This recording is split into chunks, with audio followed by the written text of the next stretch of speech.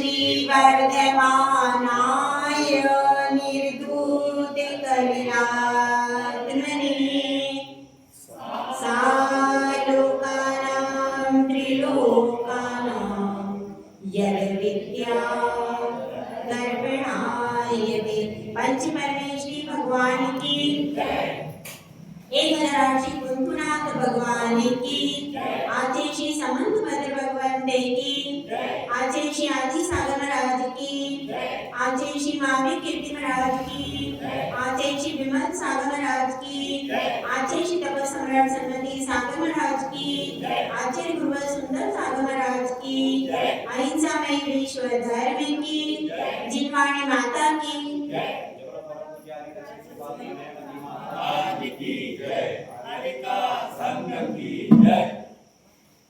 समय, समझ और शक्ति, ये तीनों चीजें हर समय साथ में नहीं रहती। जब हमारे पास समय होता है तो हमको समझ नहीं आती, और जब समय बीत जाता है उसके बाद समझ आती है। बचपन में बच्चों के पास पर्याप्त समय रहता है, लेकिन उनको यह बुद्धि नहीं आती कि हम धर्म करें, हम अपना कल्याण करें। उनकी खेल में ही बुद्धि चली जाती है। उनके पास क्या है? समय भी है, शक्ति भी है। बचपन में शक्ति कितनी रहती है? पर्याप्त शक्ति रहती है और पर्याप्त समय भी रहता है, लेकिन वह बुद्धि किसमें जाती है? खेल में। अब आजकल मोबाइल में जा रही है। अब आजकल खेल का विकल्प क्या हो गया है? मोबाइल। तो आजकल बुद्धि उसमें चली जाती, यह समझ नहीं आती कि हम धर्म करें, हम कुछ अभिषेक करें, हम दान दें। ऐसी बुद्धि बहुत कम बच्चों में आती तो है, लेकिन कम आती। उसके बाद क्या होता है? उसके बाद युवावस्था आती है, जवानी आती है, तो क्या होता है? थोड़ी थोड़ी समझ आने, लेकिन समय नहीं रहता, क्योंकि सुबह से लेकर के शाम तक आप लोग लगे रहते हो चौके में और ये लोग लगे रहते हैं उनकी दुकान में, तो समय रहता नहीं है। उस समय नहीं रहता। शक्ति भी भरपूर है, समझ भी आ गई है, क्योंकि युवावस्था में व्यक्ति इतना ज्ञानवान हो जाता है कि वो अपना ध्येय और उपादेय बोध कर ले। तो उस समय पर वह युवा है, समझ भी है, शक्ति भी है, लेकिन समय बहुत गाड़ी जैसी चलती जाती है, पता नहीं चलता कि युवावस्था कब बीत। नहीं पता चला क्या उज्ज्वला जी?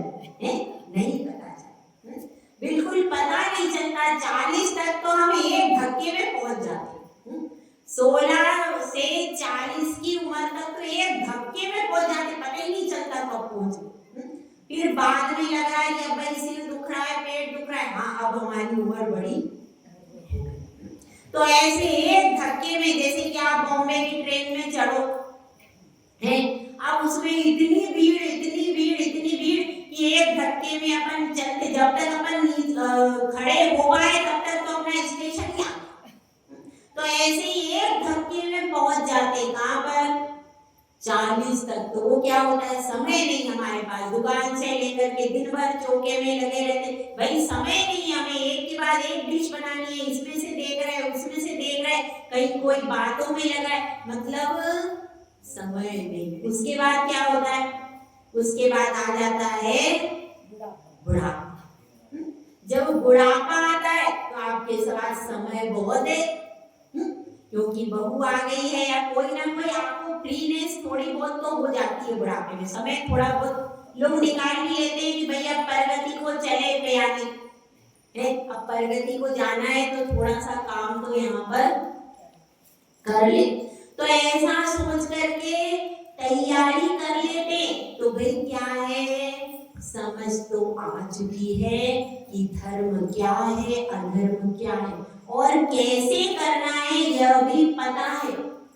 समझ भी है, समय भी है, पर शक्ति, अब शक्ति नहीं। तो तीनों तीनों चीजें एक साथ होना बहुत कठिन है। समझ में आई बात? समय भी हो, समझ भी हो और शक्ति भी हो। और बिरले वो महापुरुष होते हैं जो समय पर शक्ति को संचित करके और समझदारी का काम कर लेते। ऐसे लोग बिरले होते। और ऐसे लोग कौन होते हैं? ऐसे लोग महापुरुष होते हैं, तीर्थंकर होते हैं, जो समय पर चेत जाते।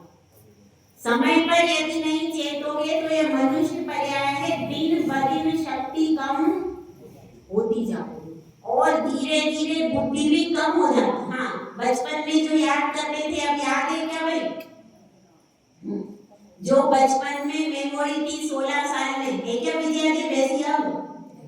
तो बुद्धि भी कम हो जाती है और हाथ पैरों की शक्ति भी कम हो जाती है। तो फिर चाहते हैं हम सब दीक्षा ले लें, बूढ़े लोग चाहते हैं, लेकिन अब हाथ पग चले नहीं तो क्या करें? हाथ पग तो चलते नहीं है, हम कैसे चलेंगे, क्या करेंगे? दीक्षा लेने के बाद कैसे पालन करेंगे? इसलिए लोग दीक्षा से पीछे, दीक्षा लेने की भावना बूढ़ों में बहुत होती है, कम नहीं होती। लेकिन क्या कारण है? शक्ति नहीं होने के कारण बूढ़े दीक्षा नहीं ले पाते।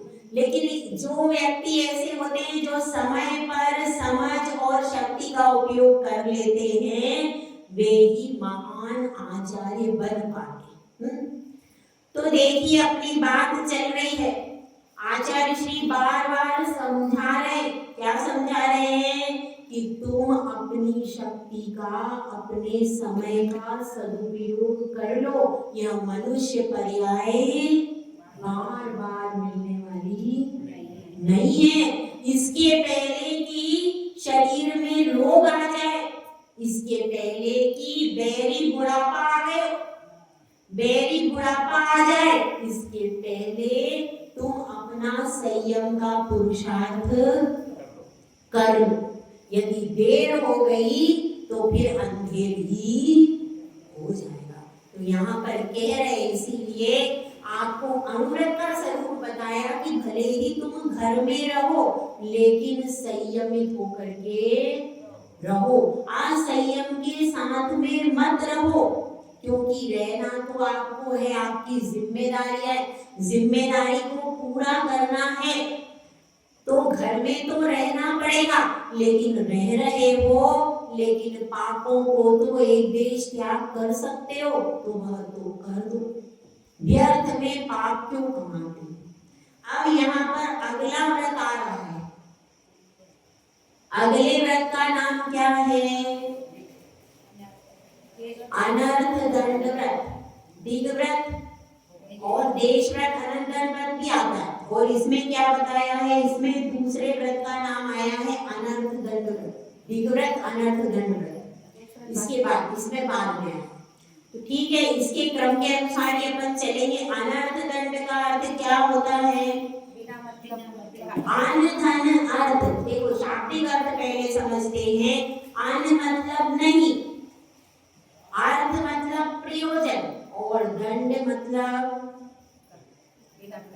मन वचन काय, तीन होते हैं दंड। तो मन वचन और काय से जिन चीजों से आपका कोई भी प्रयोजन सधने वाला नहीं है, उनको करना नहीं। यह क्या कहलाता है? अनर्थ दंड व्रत। देखिए अगर बादल बरसते हैं तो धरती की प्यास बुझती है, धरती गीली हो जाती है, बादल निष्फल नहीं होते। सूरज चमकता है तो उसकी चमक से, उसकी धूप से क्या होता है?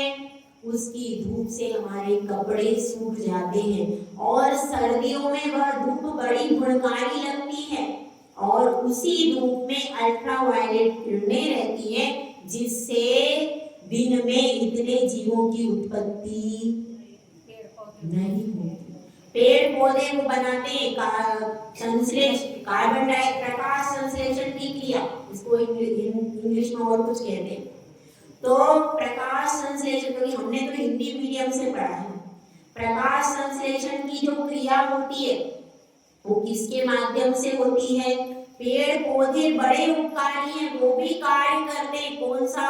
कार्बन डाइऑक्साइड ग्रहण करते हैं और ऑक्सीजन छोड़ते हैं हमारे लिए। इसीलिए पेड़ पौधे लगाने से पूरा वातावरण प्रशस्त होता है। तो अब ये भी काम करते हैं, पेड़ पौधे भी निष्प्रयोजन नहीं होते, वो भी किसी ना किसी प्रयोजन को लेकर के कोई लगाता है। पर्यावरण की दृष्टि से, ऑक्सीजन की दृष्टि से, कई दृष्टि से, यानी कोई भी प्रकृति की चीज निष्फल। वृक्ष भी है तो उसमें फलों के लिए वृक्ष लगाया जाता है। यह मनुष्य हर कार्य करता है तो पहले क्या सोचता है? प्रयोजन को सोचता है। बिना प्रयोजन सोचे कोई कार्य नहीं करता। अगर आप बच्चे की फीस दे रहे हो, बच्चे को स्कूल में एडमिशन करा रहे हो, तो काहे के लिए? कौन सा सब्जेक्ट है, कैसा स्कूल है, क्या पढ़ाया जा रहा है, सारा उसको पता करते हो। लेकिन महानुभाव, आपकी जिंदगी, जो आपकी जिंदगी में सारे काम करते हो, उसमें कितने सारे काम निष्प्रयोजन हो जाते हैं। इसमें यही बात आचार्य श्री कह रहे हैं कि कई बार हम निष्प्रयोजन कार्य करते रहते, उसका कोई उद्देश्य नहीं है, कोई मतलब नहीं है, लेकिन हम करते चले जा रहे। तो ऐसे कार्यों को नहीं करना। क्या कहा गया? अनर्थ दंड व्रत का लक्षण क्या है? अभ्यंतरम दिग्वधे। पाठ के लिए अपन पहले गाथा पढ़ लेते। अभ्यंतरम दिग्वधे रपार्थकेभ्य सपापयोगेभ्य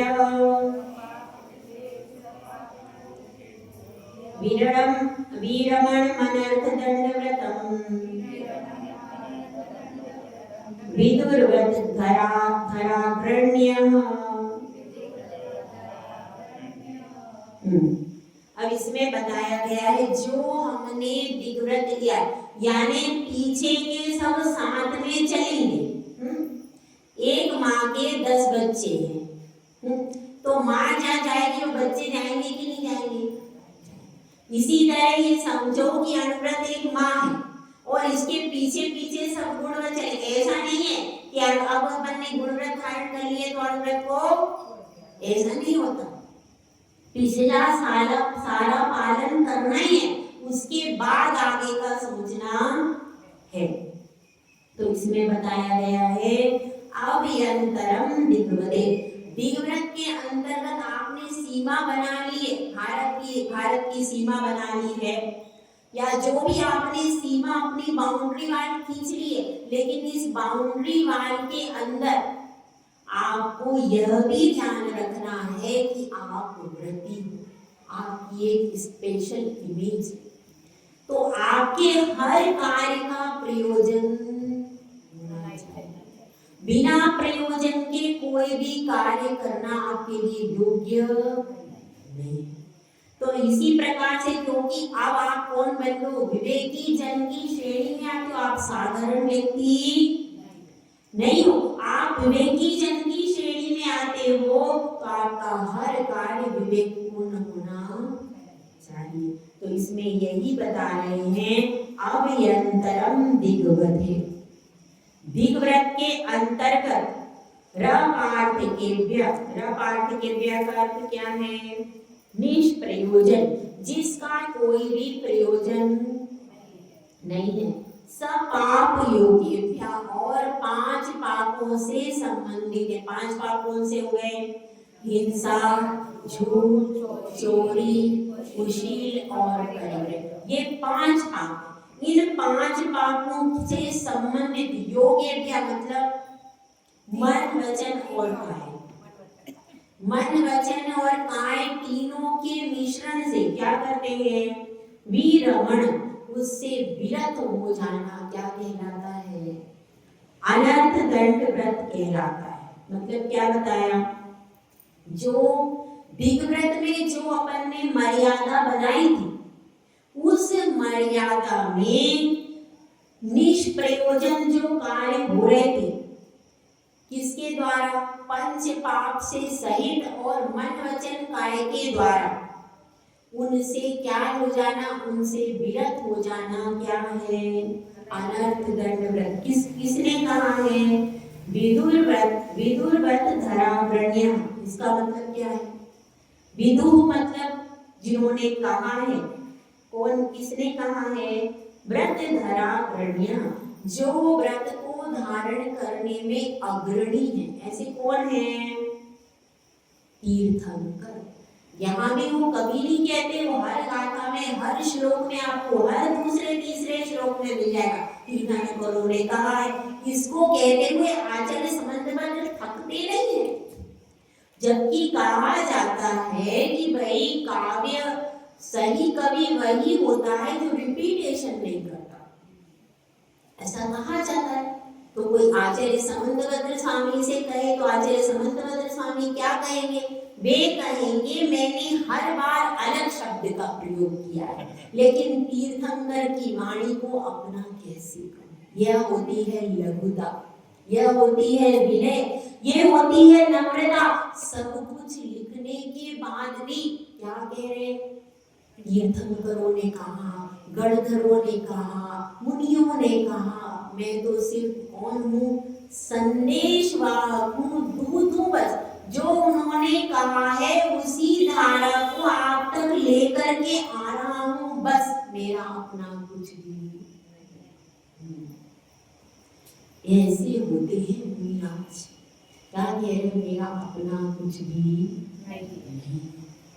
ये तो सब उनकी ही धारा है, आगम की धारा है, मेरा कुछ भी नहीं।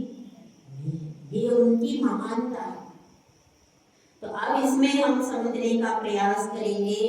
5 पाप होते हैं ना, तो हिंसा के संबंध में अनर्थ दंड कैसे होगा? कैसे करते हैं हम अनर्थ दंड? ठीक है, हाँ, बिना शोधे हुए चावल को लेकर के आ जाना। कई बार ऐसा भी होता है जहाँ पर सामूहिक काम होते, वहां पर क्या करते हैं? चावल को शोधन ही नहीं किया और कभी बना दिया। मंदिर में भी चावल ले जाते हैं, ले जाने के पहले उसको थाली में अच्छे से देखना चाहिए। कई बार डिब्बी में भरे के भरे रखे, कल तो गए नहीं थे तो डिब्बी उठाई और चले गए, देखा ही नहीं, और बाद में देख रहे उधर इधर बात कर रही है सहेली से, उधर डाल दिया, क्या हो गया? ऐसा होता है, ध्यान नहीं रख पाते कई बार, तो उससे क्या हो जाता है? ये हो गया हमारा निष्प्रयोजन, हमारा कोई प्रयोजन नहीं बना और हिंसा हो गई। तो इस तरह से कई बार अनर्थ। अब क्या है? अब रात्रि में ऐसे ही घूम रहे, बातें करने के लिए घर के बाहर खड़े हैं अपन बातें करने के लिए, ऐसा होता है कई बार। घर के बाहर अपन चौराहे पर खड़े बातें कर रहे और चलते जा रहे हैं, बातें करते चलते आगे जाते जा रहे हैं, नीचे क्या हो रहा है? ऐसा होता है। घास वास को तो जब पार्क में जाते हैं तब भी वो तो है ही, लेकिन ये बता रहे कि आप प्रैक्टिकली क्या कर रहे हो। आप तो पार्क में जाओगे नहीं, आप तो पार्क में हो, पार्क में वैसे भी कोई जैन व्यक्ति रोज नहीं जाता, कभी कभार कोई गया हो कहीं। और अब आजकल इतनी समझ आ गई है कि घास को निष्प्रयोजन कोई नहीं तोड़ता। वो बात तो बने कोई सुनी हुई बातें, लेकिन आप प्रैक्टिकली समझो। अब क्या है? लाइट चली गई, सारे बटन ऑन थे, जब लाइट आई पंखे चालू हो गए, लाइट चालू हो गई। अब 1 घंटे तक लाइट चालू, आप चले गए थे बाहर या आप ऊपर कमरे में बैठे तो नीचे कमरे में लाइट, पंखा, एसी जो कुछ भी है सब 2 घंटे तक चालू रहा। वो हिंसा हुई थी, उसका दोष किसको लगा? हिंसा भी हुई और प्राकृतिक संसाधन जो सरकार दे रही है बिजली, उसकी बिजली भी वेस्ट हुई। उस बिजली से हो सकता है कोई दूसरा अपना कोई कार्य कर लेता। तो ये क्या हो गया, निष्प्रयोजन, इसका कोई प्रयोजन। पानी की टंकी भर गई, पानी में भी करते हैं, पानी की टंकी भर जाती है तो क्या करते हैं, उसको टाइम पर बंद नहीं करते, वो पानी सड़क पर 1 घंटे तक गिरता रहा, 15-20 मिनट गिरता रहा, ऊपर से ये क्या हो गया, अनर्थ। ऐसे और भी कार्यों में अनर्थ दंड कई बार होता। कैसे होता है, देखो अब आप क्या करते हो, आटा अपन ने क्या कर दिया, 4 मेहमान आने वाले थे, अपन ने 8 के जितना आटा गूंद दिया, पीस दिया तो कोई बात नहीं, तो दूसरे अब गूंद करके अब उसमें क्या किया, अब आधा तो बनाया और आधा कर दिया फ्रिज में। अब इसका कोई, अब वो लोई पड़ी पड़ी सड़ती रही, दूसरे दिन तीसरे दिन वो लोई निकाली और क्या हो गया, हिंसा हो गई, उसकी मर्यादा से बाहर हो गया और वह बेकार हो गया। तो अब ऐसा करते हैं लोग, फ्रिज में आटा डालते, कभी भी फ्रिज में कच्चा आटा नहीं डालना चाहिए, लोग करते इसकी बता रहे।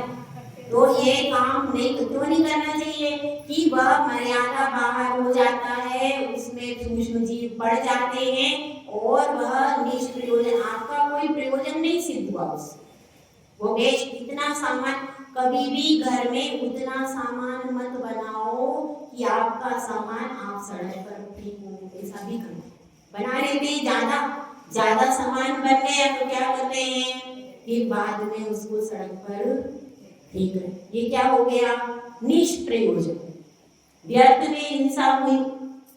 तो इस तरह से कई सारे, अब क्या है, अब टीवी चल रहा है, सामने बैठे सब्जी सुधार रहे, कुछ भी पूरा ध्यान किसमें, सब्जी सुधारने पे लगा है, टीवी तो चालू ही रहता है पूरे दिन घर में, बंद ही नहीं होता, मोबाइल तो चालू रहता है, वो चालू ही रहेगा, तो वो चालू है और आपके पूरे दिन चालू रहता है टीवी। अब उस टीवी में कुछ आप देख नहीं रहे, लेकिन भाई थोड़ी आवाज होना चाहिए, तो टीवी चालू है तो चालू है, उसमें कुछ आपको कुछ देखना नहीं है उसमें, लेकिन भाई चालू है तो चालू है।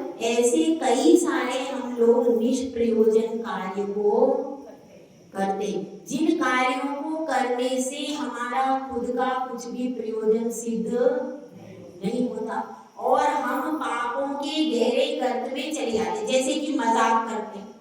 अब मित्र दो मित्र बैठे थे, आपस में मजाक कर रहे, देखो इसकी मम्मी ने इसको बुलाया, अब उसको कह दिया तुम्हारी मम्मी बुला, अब उसकी मम्मी नहीं बुला, तो वो दौड़ते, अरे तेरी मम्मी बीमार हो गई, क्या कह दिया, तेरी मम्मी बीमार। अब वो घबराया गया, जैसे तैसे, न उसने देखा नीचे न कुछ देखा, तो गाड़ी दौड़ाता हुआ पहुंचा, तो क्या कर दिया, वो झूठ बोल दिया, मजाक में उसको बोल दिया, तो घबराया अपने घर पे, ये क्या हो गया, ये हो गया निष्प्रयोजन, कोई प्रयोजन नहीं था।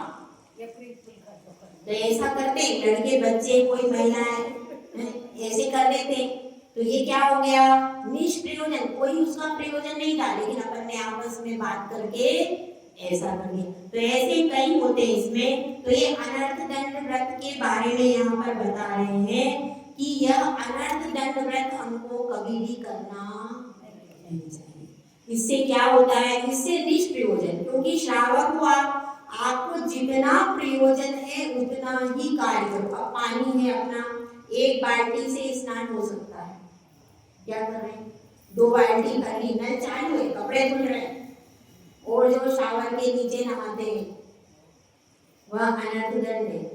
शावर में क्या होता है, शावर में कितना पानी वेस्ट जाता है, टब में जो नहाते हैं, बड़ा टब होता है, हमने तो भैया देखा भी नहीं, और कभी अब ये ज्यादा चल गए पहले, तो वो टब होते हैं बड़े बड़े, उसमें शायद ऐसा होता है, एक बार साबुन का पानी भरते हैं, एक बार सादा पानी भरते हैं, 3 बार भरते हैं, पता है 2 आदमी जो भी। तो अब एक बार तो साबुन का पानी भरा, कितना सारा होता है, 2-3 बाल्टी तो होता ही होगा, उसके बाद साबुन का पानी निकाल लिया, उसके बाद कैसा भरा, उसके बाद 2 बार 3 बार पानी भरते, उसमें कितना पानी वेस्ट हुआ, कम से कम 10-12 बाल्टी एक जने के नहाने में चली गई, जबकि एक व्यक्ति यदि स्नान करे ज्यादा से ज्यादा 1 बाल्टी में कर सकता है। और शावर में क्या होता है, कितना पानी बह गया पता ही नहीं, नल के नीचे बैठना। स्विमिंग टैंक में ऐसा है, स्विमिंग टैंक में शायद कई लोग नहाते रहते हैं ना उसमें, वो पानी बाहर थोड़ी निकालेंगे। हाँ, केमिकल डालते हैं वो बात एक अलग है, वो केमिकल शरीर साफ करने की, हाँ वो तो नुकसानदेह है, केमिकल डालते हैं। लेकिन टब में तो क्या है, एक बार एक व्यक्ति ने साबुन से पूरा खराब कर दिया, वो बिल्कुल ही खराब हो गया ना पानी, वो दूसरे के लायक तो है नहीं, ठीक है।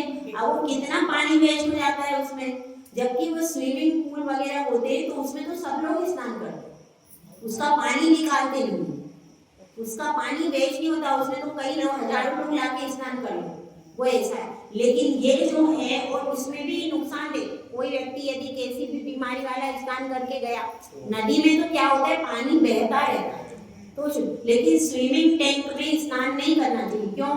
क्योंकि कैसा भी व्यक्ति, कौन व्यक्ति उसमें कैसा आया, कैसे ने स्नान किया, और उसी पानी में आप भी स्नान कर रहे हैं, क्या मतलब रहा। इसीलिए उसमें स्नान करने से अपने भी शरीर में रोग आदि हो सकता है, उसमें केमिकल्स भी डाले जाते हैं, और केमिकल से उसको शुद्ध किया जाता होगा, तो उसकी बदले में नदी आदि में क्या हो जाता है, बहता है।